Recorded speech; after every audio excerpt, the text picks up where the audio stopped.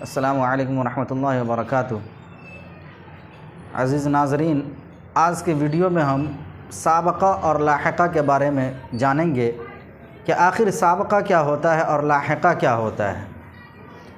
تو آئیے ہم جانتے ہیں۔ آپ نے دو لفظ بہت زیادہ استعمال کرتے ہوئے سنا ہوگا، یا اس کے متعلق آپ کے بی ایڈ کے ایگزام میں یا DELED میں یا آپ BPSC کی تیاری جب کر رہے ہوں گے تو یہ دو لفظ سے آپ کا برابر سابقہ پڑتا ہوگا، ایک ہے سابقہ اور دوسرا ہے لاحقہ۔ تو آئیے آج کے ویڈیو میں ہم سابقہ کے بارے میں جانتے ہیں کہ سابقہ کس کو کہتے ہیں۔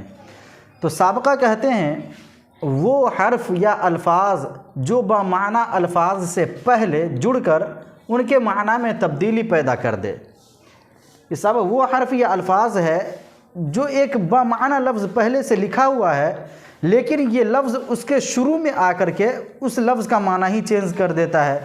جیسے آپ دیکھ سکتے ہیں زیادہ تر جو سابقے استعمال ہوتے ہیں، ہم نے کچھ لکھنے کی کوشش کی ہے۔ جیسے پہلا لفظ آتا ہے اہل، یہ بولا جاتا ہے اہل علم۔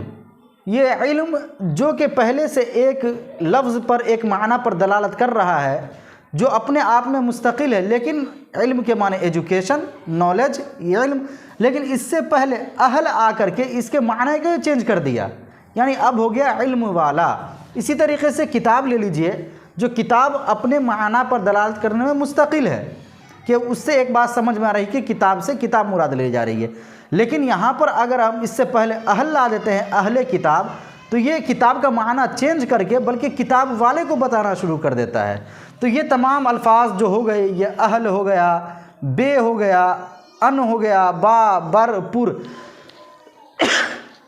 یہ تمام الفاظ سابقے کہلاتے ہیں، جو ایک مستقل معنی پر، جو ایک مستقل معنی پڑھ، یہ ایک لفظ ہے جو مستقل معنی بتا دے رہا ہے، لیکن اس سے پہلے ان آ کر کے اس کے معنی کو چینج کر دے رہا ہے، پڑھ سے ان پڑھ ہو جا رہا ہے۔ اسی طریقے سے مطلب، بے مطلب، یہاں دیکھیے کہ مطلب ایک لفظ ہے جس سے اپنے معنی پر مستقل دلالت کر رہا ہے، لیکن اس پر جب ہم بے لے آئے تو بے مطلب اس کا معنی چینج ہو گیا کہ اب اس کا کوئی مطلب نہیں۔ تو جو بمعنی لفظ سے پہلے آ کر کے اس کے معنی کو چینج کر دے اس کو سابقہ کہتے ہیں۔